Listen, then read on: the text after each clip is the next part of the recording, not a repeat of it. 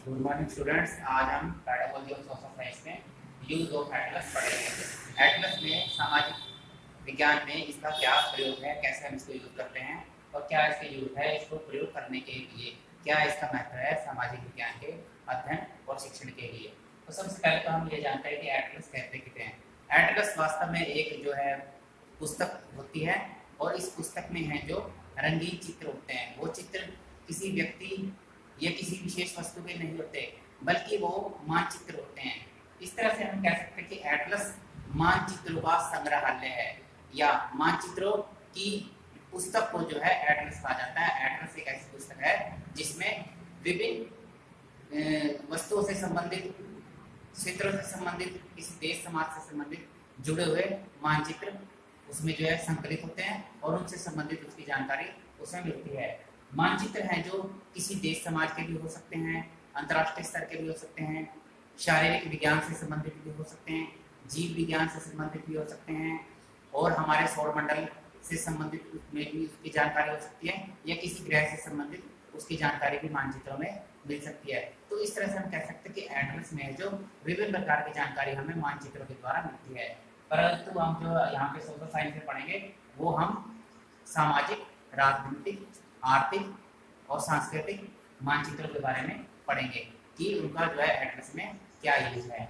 Atlas का सामाजिक विज्ञान में बहुत ज़्यादा जो है महत्वपूर्ण योगदान है और उसका विशेष महत्व है।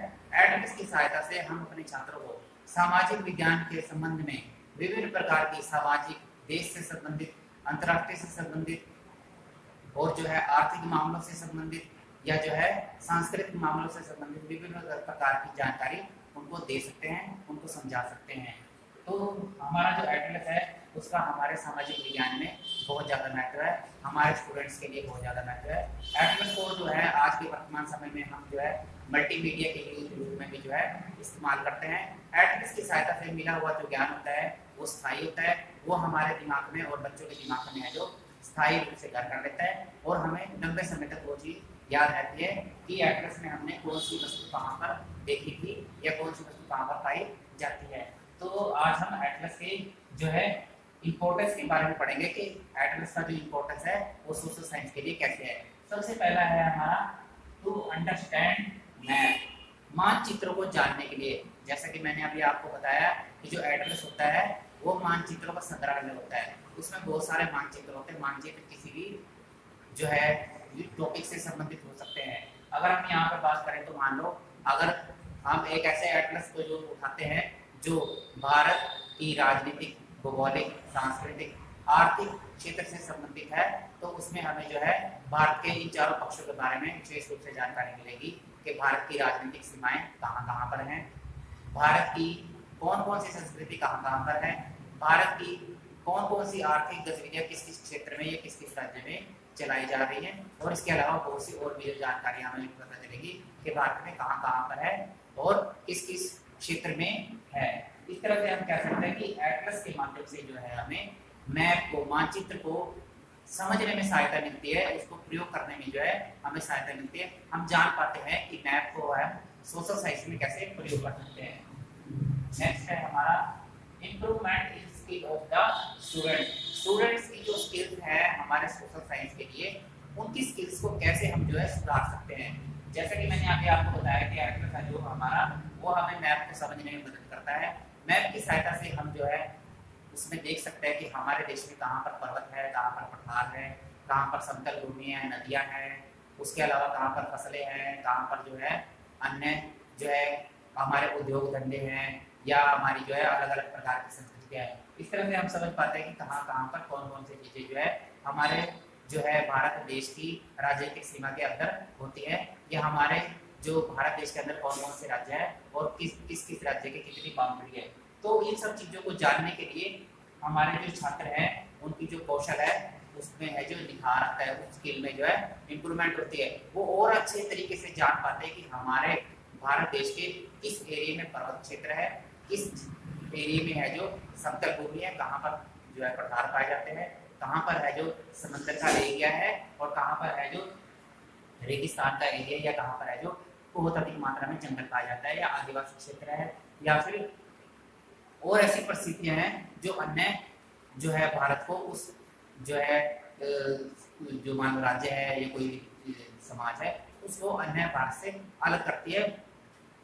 इस प्रकार जो है हमारे छात्रों की स्किल्स में इम्प्रूवमेंट होता है, उनको जो है कौशल को प्रयोग करने के तरीके पता चलते हैं, वो जान पाते हैं कि हमारे देश में अलग अलग जो है कौन कौन से संसाधन कहाँ पर हैं। नेक्स्ट है हमारा हेल्पफुल फॉर टीचर्स। हमारे टीचरों के लिए भी जो है एड्रेस बहुत उपयोगी है। हमारे स्कूल कॉलेज में जो सामाजिक विज्ञान के टीचर हैं, जब वो एड्रेस के माध्यम से अपने छात्रों को जो है किसी देश, संस्कृति या राजनीतिक जो भौगोलिक सीमा के बारे में या उनके बारे में जानकारी देते हैं, तो उनकी दी गई जानकारी एड्रेस के द्वारा जब जानकारी देते हैं तो बिल्कुल सही और सटीक होती है, बिल्कुल एग्जैक्ट होती है, और वो जो है बच्चों को एकदम से समझ में आती है। उनका जो टॉपिक होता है वो एकदम से इंटरेस्टिंग बन जाता है, छात्र उसको जानने के लिए उत्सुक हो जाते हैं, छात्रों के लिए उनके मन में जो है उत्सुकता बढ़ जाती है कि हमारे देश की राजनीतिक सीमा कहाँ कहाँ पर फैली है, कौन कौन से देश हमारे देश की राजनीतिक सीमा से लगते हैं, या कौन कौन से राज्य किस राज्य से जुड़े हुए हैं। तो इस तरह हम कह सकते हैं कि टीचर के लिए भी है जो एड्रेस बहुत उपयोगी है। अगर एक टीचर के पास जो एड्रेस होगा तो वह अपने सामाजिक विज्ञान या किसी अन्य विषय को भी है जो एड्रेस के माध्यम से बहुत अच्छे तरीके से समझा सकता है, बता सकता है। नेक्स्ट है हमारा फॉर कल्चरल अंडरस्टैंडिंग, संस्कृति को समझने के लिए। जैसा कि आप सबको पता है कि भारत जो है विभिन्न संस्कृति का जो है समूह है, यहाँ पर भिन्न भिन्न प्रकार की संस्कृतियाँ पाई जाती हैं, और वो संस्कृतियाँ कहाँ कहाँ पर है और किस किस क्षेत्र में फैली हुई है, यह जानने के लिए हमें एड्रेस का प्रयोग करना होता है। भारत के उत्तर में कौन सी संस्कृति है, दक्षिण में कौन सी है, पूर्व में, मध्य में या पश्चिम में कौन कौन सी है, या कौन सी अन्य जो है जनजातियाँ भारत में कहाँ कहाँ पर पाई जाती है, कौन कौन से धर्म कहाँ कहाँ पर अधिक जनसंख्या में निवास करते हैं। तो ये सब जानकारी है जो हमें एटलस के माध्यम से ही पता चलती है। एटलस के माध्यम से हम अपनी संस्कृति को और अच्छे तरीके से जान पाते हैं कि कौन कौन सी संस्कृतियाँ कहाँ पर ज़्यादा फैली हुई है। नेक्स्ट है हमारा इफेक्टिव टीचिंग प्रोसेस। अगर हम एटलस को अपनी जो है टीचिंग शिक्षण प्रक्रिया में प्रयोग करते हैं, इस्तेमाल करते हैं, तो इससे हमारा शिक्षण है और अधिक जो है प्रभावी होता है और अधिक मजबूत होता है, और उसका जो प्रभाव है और ज़्यादा अच्छा नजर आता है, क्योंकि एटलस के प्रयोग से हमारा शिक्षण और ज़्यादा इंटरेस्टिंग बन जाता है। छात्र उसको जानने के लिए उत्सुक हो जाते हैं। छात्र बार बार हमारे से क्वेश्चन पूछते हैं कि सर कौन सी चीज़ कहाँ पर पाई जाती है, कौन सी चीज़, कौन सी नदियाँ कहाँ पर बहती हैं, कौन सा राज्य कहाँ पर है, हमारी राजधानी कहाँ पर है, समंदर कहाँ पर है, कहाँ पर जो है पर्वत पाए जाते हैं, कहाँ पर पहाड़ पाए जाते हैं। बच्चे जब अपने आप ही क्वेश्चन पूछ करते हैं तो हम उन्हें मानचित्रों की सहायता से आसानी से उनको समझा सकते हैं और वो उनको आसानी से समझ भी सकते हैं। तो इस तरह हम कह सकते हैं कि जो हमारा लर्निंग प्रोसेस है, जो हमारा शिक्षण प्रक्रिया है, वो हमारे एड्रेस के प्रयोग से और ज़्यादा जो है अधिक प्रभावी होती है। नेक्स्ट है हमारा इम्प्रूव नॉलेज। एड्रेस के प्रयोग से जो है बच्चों की जो नॉलेज है वो बहुत ज़्यादा जो है इम्प्रूव होती है और ज़्यादा बढ़ती है। जैसा कि आपको पता है कि बच्चे जो है ज्ञान को जानने के लिए उत्सुक होते हैं, वो चाहते हैं कि उन्हें ज़्यादा ज़्यादा नॉलेज मिले, पर जब उनके सामने जो है नक्शा रखा जाता है, एड्रेस रखा जाता है, तो उनकी जो है उत्सुकता और ज़्यादा बढ़ जाती है। एड्रेस के माध्यम से दी गई जानकारी उनको लंबे समय तक याद रहती है, और एड्रेस के माध्यम से वो जो जानकारी प्राप्त करते हैं वो एकदम सही और ठीक भी होती है और अच्छे तरीके से वो उसको याद कर पाते हैं। एड्रेस के माध्यम से जो वो जानकारी अपने मानचित्र में भरते हैं उसको वो घर पर रखकर अपनी जो है कॉपी में संभाल कर रख सकते हैं, या फिर उनको जो है नोटबुक में चिपकाकर लंबे समय तक सुरक्षित रख सकते हैं, और जब भी वो उनको लगे कि उनको जो है कोई स्थिति में मानचित्र में भूल गई है तो वो मानचित्र को खोलकर दोबारा देख सकते हैं। तो इस तरह से हम कह सकते हैं कि हमारे बच्चों की नॉलेज है वो मानचित्र से इम्प्रूव होती है।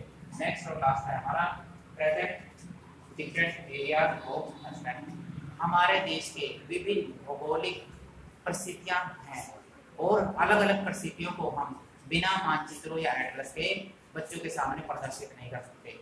जैसे पठार को हम बच्चों के सामने कैसे दिखाएं, पर्वतों को कैसे दिखाएं, नदियों को बहता हुआ कैसे दिखाएं, या फिर समंदर एरिया को बच्चों के सामने कैसे बताएंगे कौन सा एरिया कहाँ पर है, या फिर भारतीय राजनीतिक या भौगोलिक सीमा कहाँ कहाँ पर फैली है। ये सब चीज़ें हम जो है बिना एटलस के बच्चों को आसानी से नहीं समझा सकते।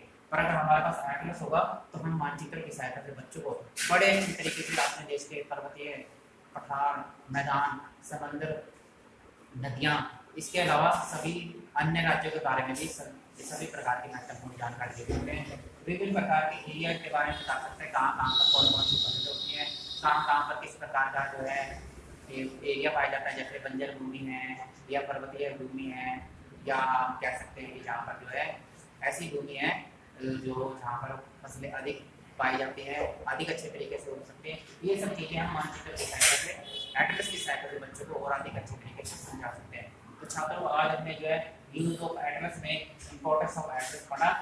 आज के लिए बस इतना ही, कल हम कुछ और करेंगे।